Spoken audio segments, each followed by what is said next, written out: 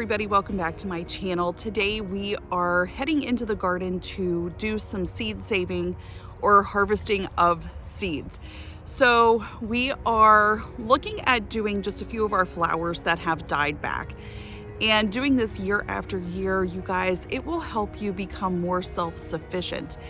And you know, you figure seed packs are $2 to $3 or more per pack. And that's an expense year after year. So if you can save yourself that money, you're going to be better off in the long run. Also, as you grow your seeds into plants, save those seeds, your vegetables or flowers become more acclimated to your climate that you are in, and they do better because the seeds themselves have adjusted to what zone you are in.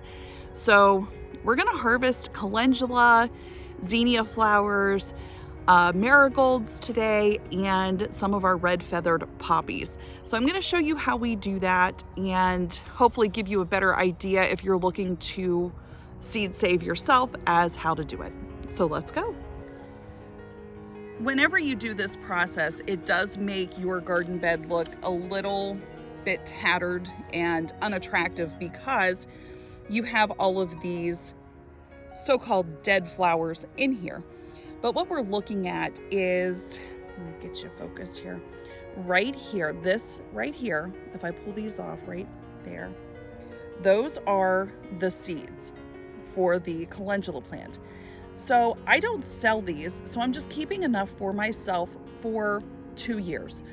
And usually I plant around 10 of these a year, and I have already harvested what I need to make salve with for this year. So anything extra is just for pollination and for curb appeal. So we're gonna go in and pull some of these off, and then we will put them in our dish. And if you want to get a pair of snippers in here, you can go ahead and just cut the head off.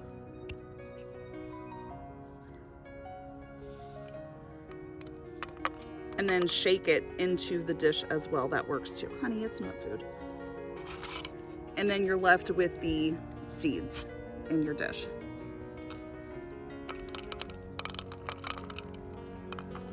It's not food, honey, get back.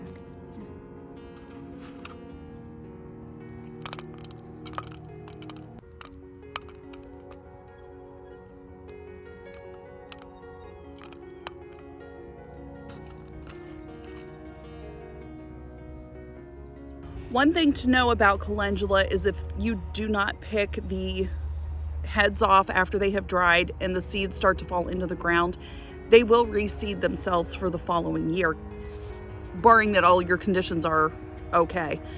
But you guys, that's the amount of seeds that I have for the next 2 years. And one plant grows into an entirely huge bushy flower plant. So let me show you. This patch right here is from 3 calendula flowers, and it has just spread and has taken off. So it does do well. If you are new to seed saving, it's a good idea to take a marker and write what the seed is before you package it, so that way you know what you're planting the following year. Moving on to poppies, they are a little bit different because the seeds themselves are contained in these pods, and like right here. So once I bust this open, it's gonna have hundreds and hundreds of seeds in it. So just one pod is enough for me for probably 4, 5, 6 years. But I do save more than that. But you guys, let's break this open and I'll show you what poppy seeds look like. To seed save poppies, I always have either a bowl or paper plate at the ready, because listen, oh, there they go.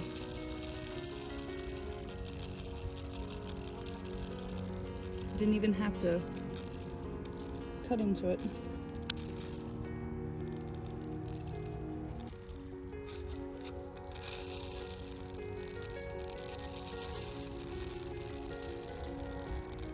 Okay, so look at all of these seeds.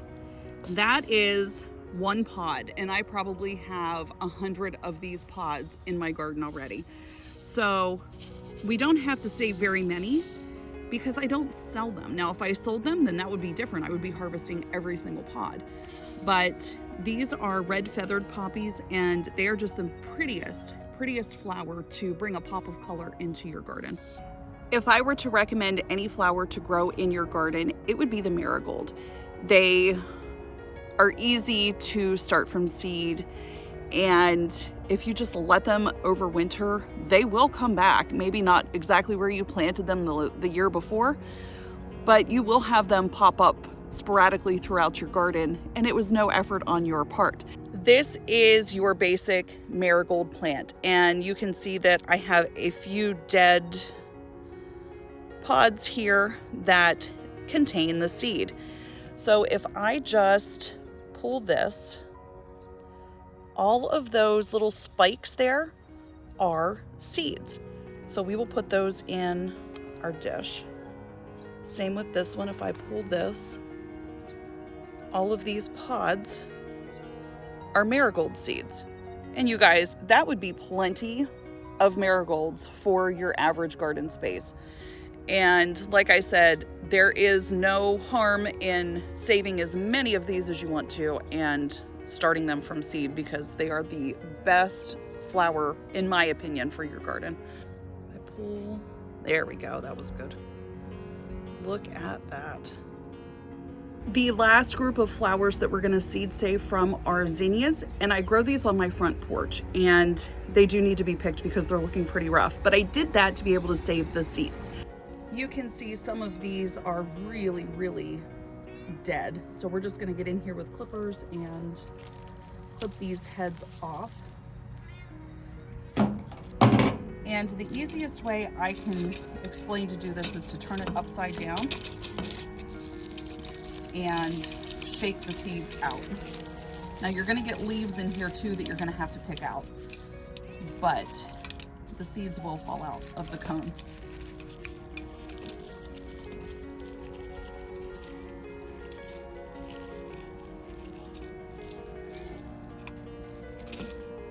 And I'm doing this one-handed, so it would go a lot easier if I had the use of both my hands right now.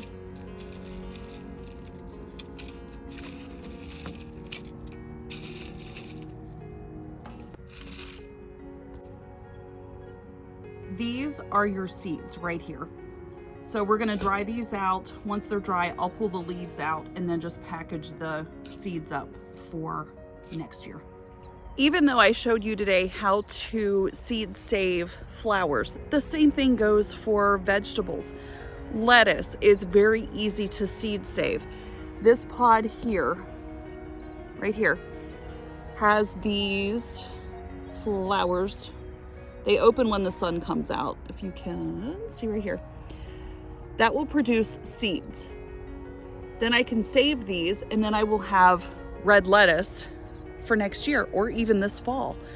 So, you know, you guys, it's all about saving money, doing what's best for you and your family, and being as self-sufficient as you can and not relying on the big seed companies for you to be able to grow your own food. You can distinctly tell the difference between all four seeds. But like I said, if you are new to this, labeling your seeds alongside the inside of the plate or the bowl that you're using will definitely help you know which is which whenever it comes time to packaging. Once these seeds have dried, I found these little packets on Amazon, and the back of them has adhesive, and I label the front and then seal them up, and then I store them in a cool, dark place. And you guys, I have never had any issue with germination from my seeds or, you know, any problems. Just make sure that you thoroughly dry them out before you package them up, and you'll be good to go. All right, you guys, that wraps it up for today. Thank you so much for watching, you guys. Take care, God bless, and we will see you next time. Bye.